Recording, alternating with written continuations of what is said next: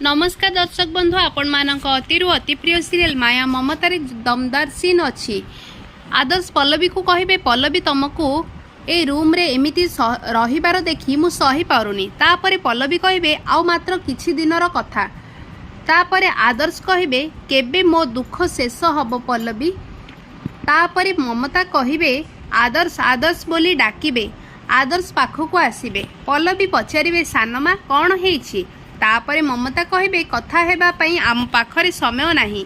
आदर्श रूपसा तो पई गरम पानी नेकी तो रूम को गलाणी आउ सेठी तो जदि तते न देखिबो तापरे ए घरे सी पूरा महाभारत सृष्टि करिदे। केमिति आदर्श रूपसार आखिरे धूली देबो जानिबा पई आज राति 7टारे देखंतु माया ममता।